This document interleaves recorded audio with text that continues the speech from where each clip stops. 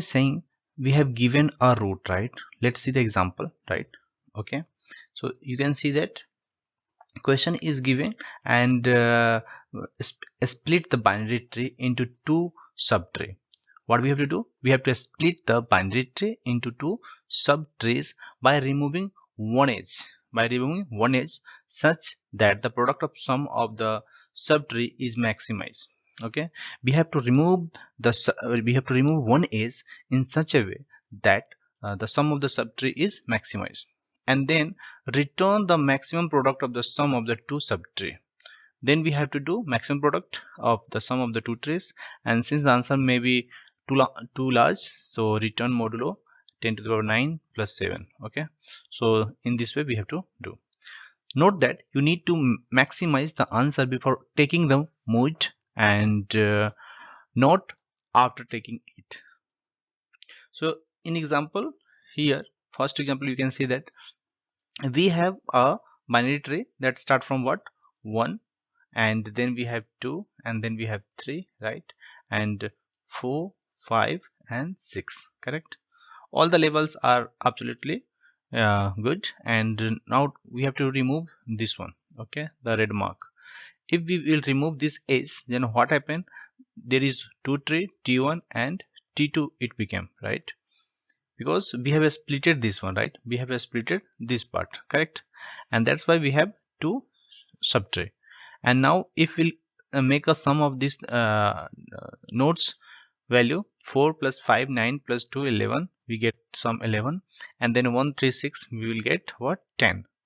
So root is given like this, we have given, and we have to make a sum, right? What we have to do? We have to do 10 into 11, that is what? 1 1 10, and we have to return this as an output, correct? So example 2 similarly we have, and you can see. Now coming to approaches, what are the approaches we have here? The solution can contain the answer with the 1 pass DFS, 2 pass DFS, and one advanced strategy for dealing with 32-bit integers. So there are 3 approaches can be passed for the solution. Okay, so either any one of the approach you will follow. The 1 pass DFS we will do with these examples, and if you like this video, so we will go with 2 pass DFS and third advanced strategy for the dealing with 32-bit integers, and we will make approach 2 and 3 as a part of this video. So this is the part of 1 of the video in which we will see the approach 1 pass DFS. Okay, so let's understand here. It is saying that we are getting we get to get started, just to pretend the integer can be largely infinitely large, right? So we have given this one as a we consider this as example. We have 7 as a root node, and the left we have this and this. So there are n-1 edges in the tree with n nodes, right? So for these questions there are n-1 different possible ways, correct? So if we split the tree into pair of subtree, there are 4 out of 10 possible ways, right? We can split from where? We can split to here, right? Then here. So 4 maximum possible ways we have that have that is the possible ways, right? Now if you see that of these possible ways, the best is the third one, which has a product of 651. How? As you can see, if we'll consider this one, the red mark, right there, this one red mark, and another this one. So if this is T1 and this is T2, correct? This is T1 and this is T2. If we will calculate this one, right, then what will happen? Total product we are getting what? The T2 we have 10, and T1 we have this one 42, right? So total product what we'll get? We will get 420, right? 420. And similarly, if we'll consider like this possible ways, what will happen? We have 651 as a what we can say, answer as a product of sum, right? And if we'll consider this one, we will get 51. if we'll consider this one, we'll get 532. So the maximum will be this one, correct? The first from the root to left, you will make a different tree. So what will happen, to make it easier to discuss the solution, we'll name each of the subtree in a pair, right? So if we will say this is the tree 1, right? This is the tree 1 and subtree tree 1, and this is tree 2. You have to name it like T1 and T2. You can make it. One of these subtree is rooted at the node, right? Any one of this is rooted at node, and we call it subtree 1, and other is rooted as the root node of the original tree, original tree you can say, and is missing the subtree. And below we can remove it and we can call it at subtree 2. Right now we have named it subtree 1 and subtree 2. So calculating the sum of each subtree and then multiplying them together. The sum of tree is the sum of all the nodes in it, correct? So calculating the sum of node 1, right, subtree, can be done using the following recursive tree algorithm. What we can make here, we can do recursive tree algorithm, correct? The root of the subtree 1 is passed into the function. We will consider this one, right? So we are passing subtree, right? We are taking recursive, right? So what will happen, we will call this function recursively for the left child and for the right child, so that we can go for all the node, we can traverse all the node, and we can call the recursive algorithm for all the nodes, right? And what will happen, we will make a sum of left sum and right sum, as well the subroot value left sum right sum, and we will return it, right? So we will get the subtree of one subtree sum, right? And then what will happen, we will give this value to print, right? So this algorithm calculates the sum of subtree by calculating the sum of its left subtree and sum of its subtree, and then adding this root value, right? So sum of the left and right subtree is done in the same way by the recursion, correct? As you can see here, if 7 is here as a root subtree, this is the subtree, let's say this is the subtree. So the subtree root value, right? This is a root value. Subtree, I'm sorry.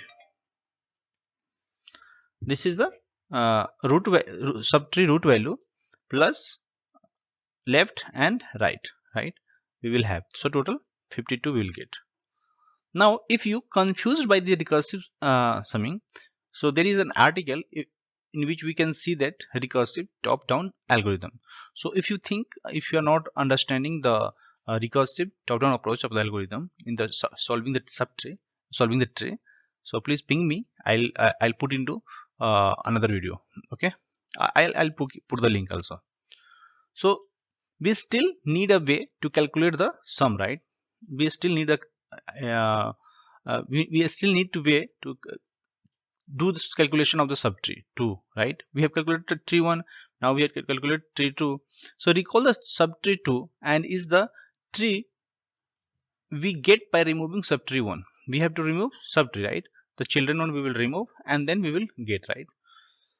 The only way we can directly use this above summing algorithm to calculate the subtree 2 is to actually remove the edge above subtree 1 and first, otherwise subtree 1 would be automatically traversed to, right? A simple way is to recognize that we have sum of subtree is what? The entire subtree minus subtree, right? If we have calculated all the sum, right, in which we will do minus of this calculated thing, right? We have already calculated this thing, right? And if we have this one, right, so there is no need to calculate subtree 2. Directly we will do this functional and we will get the value, correct? So what we will do, we will make first the sum of the tree, right? That will get 52, and in which we have subtree 1 value we have 10, and we have subtree 2 value what we have 42. Yes, 42. And that's why if we will do the sum, we will have this one, correct? But in this way we can do also, like sum of tree we have 52 and sum of tree 1 we have 10. if we do subtree minus tree minus subtree 1, then we will get what? We will get subtree 2, right? Any one of this logic you can implement. So another benefit of this approach is we only need to calculate some entire ones, and then for each subtree we calculate immediately to calculate subtree as O of 1 operations. Got it? So only we have to calculate a tree, right? You can say this whole subtree, whole tree, and then we will do for each subtree, and then the rest of you will get it. Now recall how summing algorithm ever work, right? The recursive function is called once for every node in the tree. Let's see the example. We have 31, right? How? If this is 17 and this is 10, right?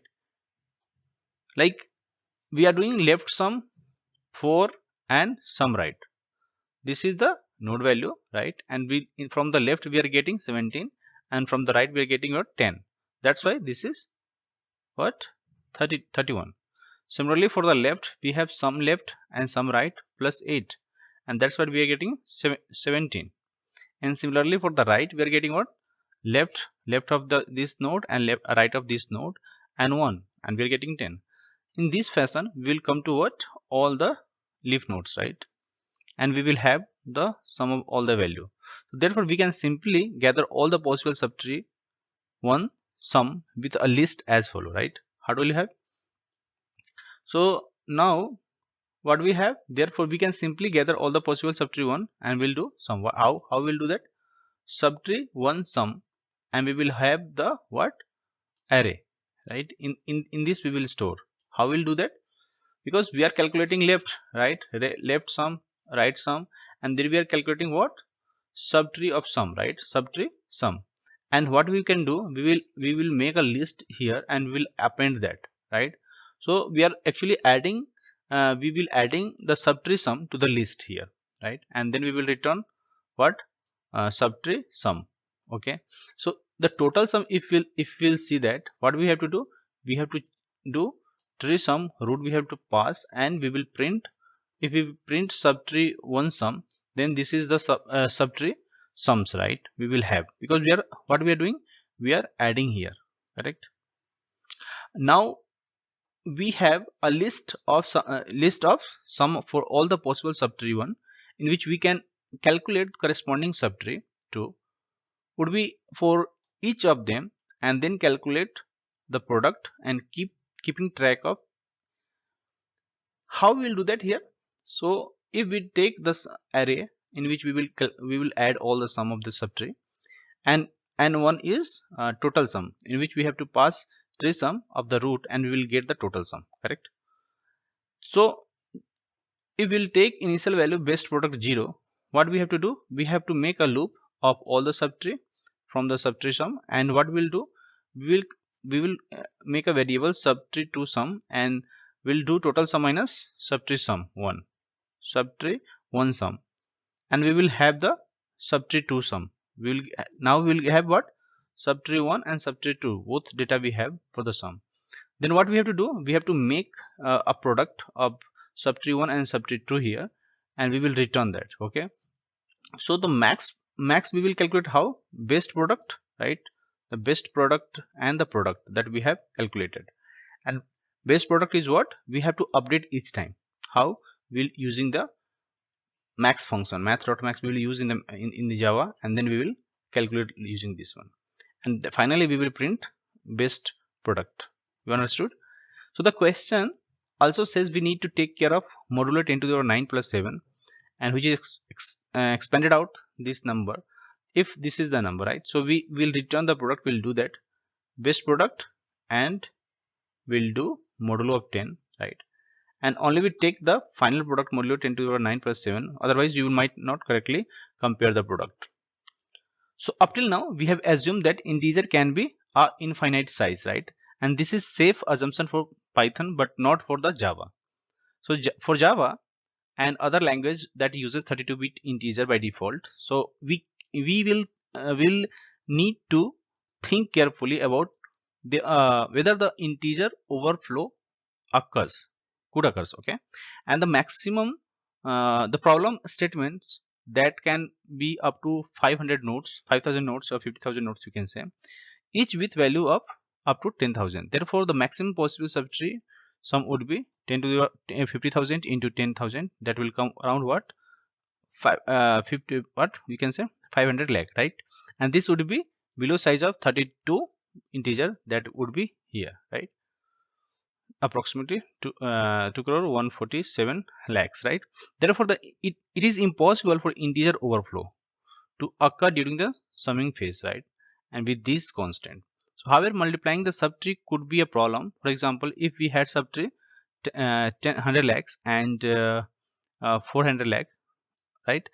Then we would get a total product of, right, this number, which is definitely larger than 32-bit integer. Therefore, overflow would occur. And the easiest solution is to instead use 64-bit. In Java, this is the long primitive type. What? Long primitive type, if you know Java. The largest possible product would be like this number. Okay, we will multiply this and we'll get this number, which is the below maximum 64-bit can hold, right? So this is possible, but long primitive. Approach third, we discuss other ways solving problem, right? And if you only had access 32-bit integer, right? So if we come to the algorithm, right? So how we will implement, right? Okay, yeah, I'm here.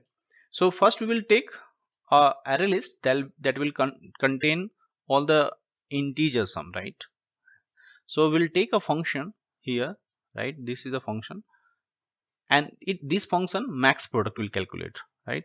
We'll pass the root node, and we will take for the we have to take long, right? Because 64-bit, right? In the Java we have to hold in the 64-bit. So what we'll do, that we will take a trace sum. This is the recursive method, and that will calculate your total sum. It will store here, and the best product we will take a start 0, and for all the sum, right? For all the sum, what we'll do, we will traverse, because this is array, and for each subtree we have to make a for loop, and that will calculate. So we have to find the maximum product, right? From where we will get, how we will get sum into, we will have sum into total sum minus sum. Total sum, you know, the total sum of the tree, and minus sum is the what you can say, the subtree, right? And we will have the best sum, best product, right? Best product. And finally we will return using this modulus. Make sure, because the question is saying we have to take care of the modulus, right? And we have to do modulo, and then we will return. And if we come to the tree sum, that will calculate your total sum, right? That will calculate your total sum, and we will add all the sum into list. So first you have to calculate left sum, right sum, and then total sum, right? We will add all the total sum into what?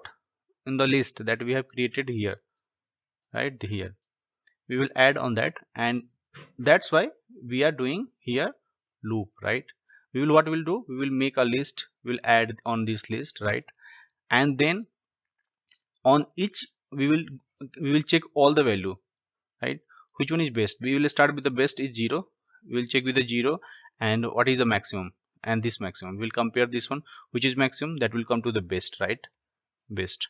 Okay, and this way we'll move to the last one, and finally the biggest data we will have in the best, right? And that's why we will doing best and the modulo, and we will returning the value. So I think you understood the question. Now you can think about it, like what is the complexity here? So if n is the number of node here in the tree, so time complexity is what? O of n, because we are traversing all the nodes. So the recursive function visit each of n nodes in the tree exactly once, correct? And perform O of one recursive operation on each. So total what we have? O of n as a time complexity, right? So there are n-1 numbers in the list, and each of these processed with the O of n operation and giving total O of n times of this phase. So that's why we are saying that O of 1 is our time complexity. So if we are considering the space complexity, that will also be O of n, because there are two phases that extra space is used. First, recursive is putting frame on the stack, and the maximum number of the frame at any one time is the max depth of the tree. For a balanced tree, this is around O log of n, and in the worst case, this will be O of n, right? And secondly, it takes up space and it contains n-1 number at the end, and that is 2 O of n, right? That's why we are saying the space complexity and time complexity remain for this approach is 1. And so that something you might have to realize is that subtree pair that leads to the largest product is the pair with the smallest difference between them. So interestingly, this fact doesn't help us much with optimizing the algorithm. This is because subtree sum are not obtained in sorted order. So any attempt to sort them and thus find the nearest to middle directly will cost at least O of n log n to do. With the overall algorithm, even with the linear search only being O of n, and this is strictly worse. And the only situation in this insight become useful is if you have to solve the problem using only 32-bit integers. So the reason is discussed in the approach third that we will discuss. So in the part of third of these videos. So if you really like this video of this approach one pass DFS, and you wanna see me in the 2 pass DFS, so please ping me in the comment box, or let me know you need approach 2 and approach 3 also. Thank you guys. If you have any doubt in this video, please ping me in the comment box, and if you really like this video, please like, subscribe and share it with your friends. Thank you so much.